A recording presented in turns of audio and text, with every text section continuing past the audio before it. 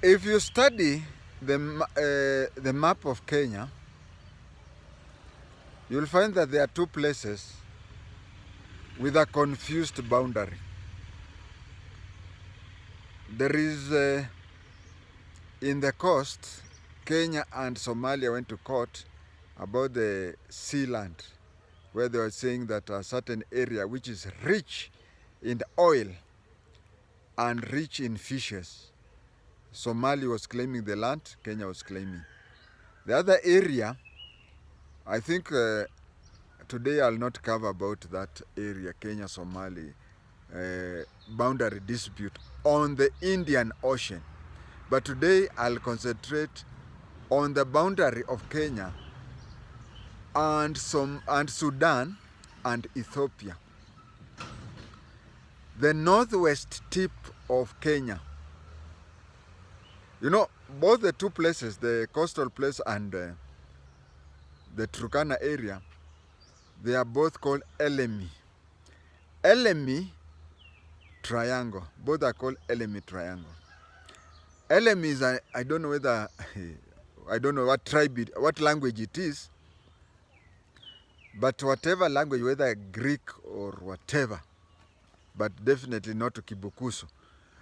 Whatever language it is, ILEMI means disputed. And both of them are disputed triangles.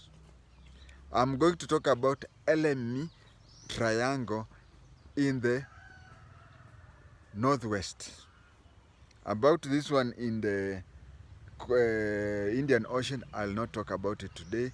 Today I'll talk about that one in Lodwar, Turkana. If you look at the map of Kenya, boundary Ethiopia, boundary Sudan, nowadays boundary southern Sudan, you'll find that the boundary, the line is not complete, the line is dotted. And if you look at it carefully, you'll also see 2 or 3, there are 4 boundaries there. There are 4 boundaries there. There is one which is a straight line, and it is not whatever. And then there is a smaller one, slightly north to that. Then there is another, I think there are 2, if not 3, but I think there are 2 between the confirmed lower one and the dotted northern one. Any boundaries between 2 countries in geography or map reading, where you find that the boundary is there but it is dotted, it means that it is a disputed or not yet confirmed boundary. This land is claimed both by Sudan, the then Greater Sudan, and Kenya.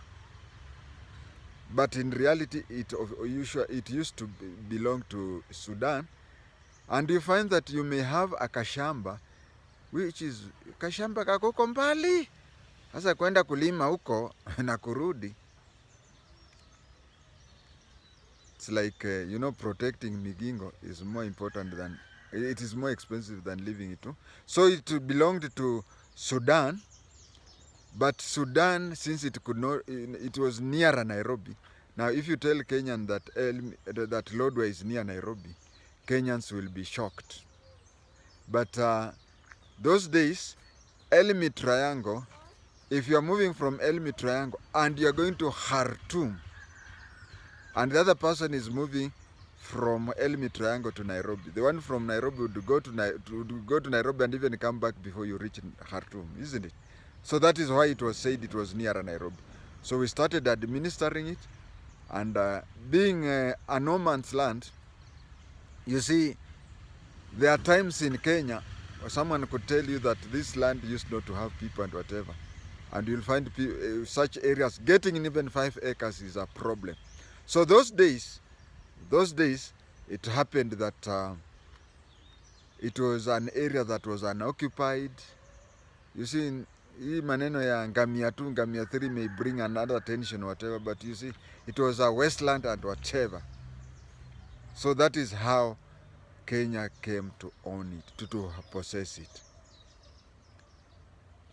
Another land that is similar to that one, before I come back and finish the Ilmi Triangle, is that what today is called at Kacheliba constituency used to be Kenyan land but administered by Uganda. That is why people like Senator Pogisio was educated in Uganda because he was a Ugandan when he was a young man.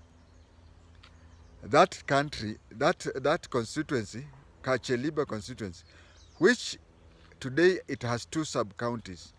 It has Kacheliba sub-county, no, Kacheliba constituency has Kacheliba sub-county and Alale sub-county. So both Kacheliba and Alale sub-counties form Kacheliba constituency, which forever was part of Kenya, and it is called Karapokot. Karapokot means Pokot land that is administered from Karamoja. But in 1972, when Charles Nyachai Nyandusi was the provincial commissioner for Rift Valley, went and supervised its reversion back to Kenya. So you find that along that border, we have no problem.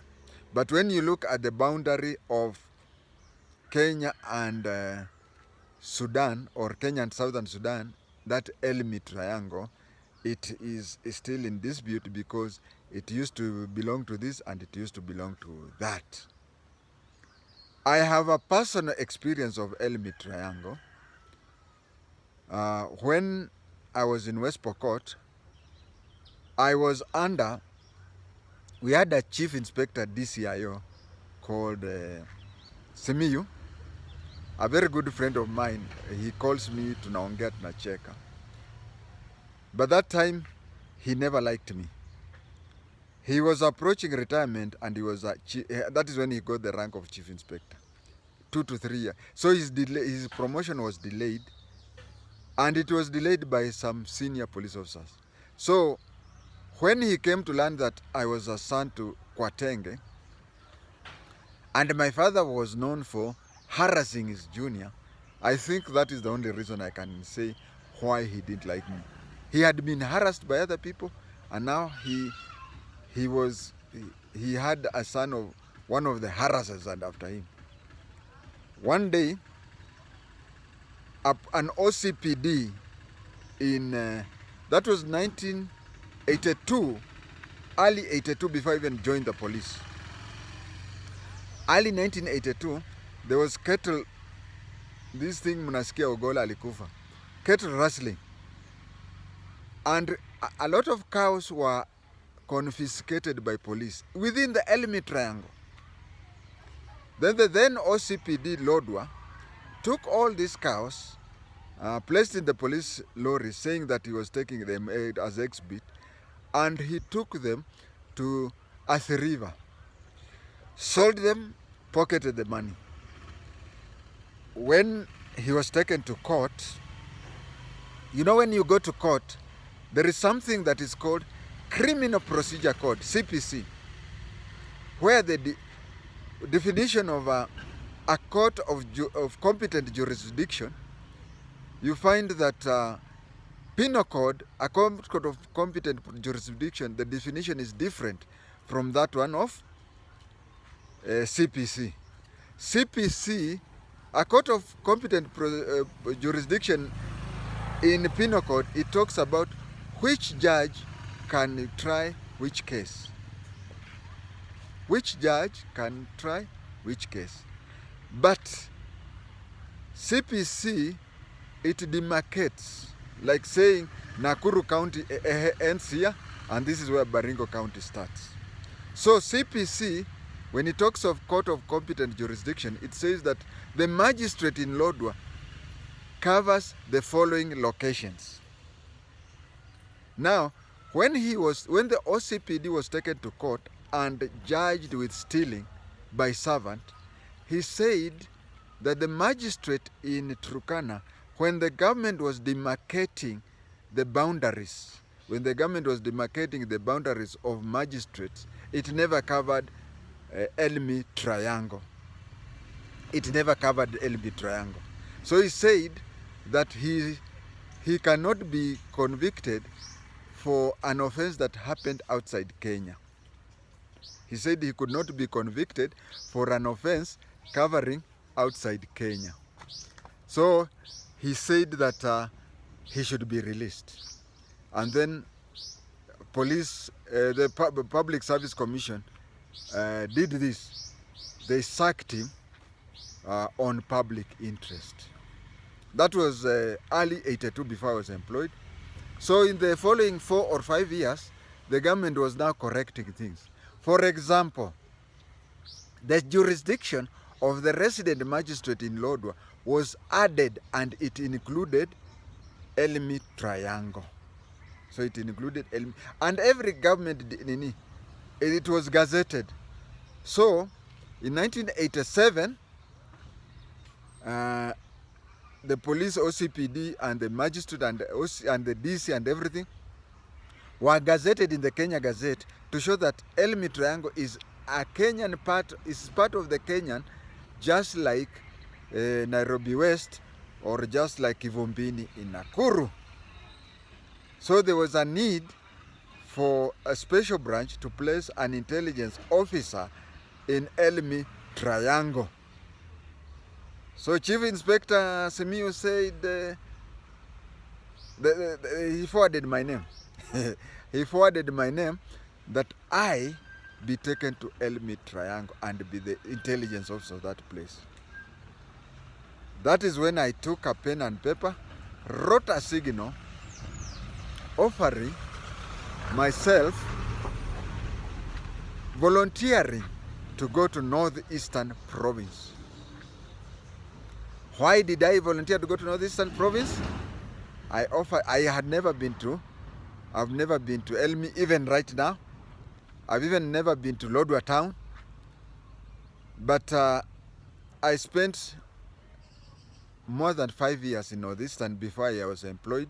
Actually, the day I was employed, I came from Garissa. So I'd stayed in Garissa, I stayed in Wajir, and then wrote. And I used to hear people saying that Mandera is far better than Wajir and Garissa combined.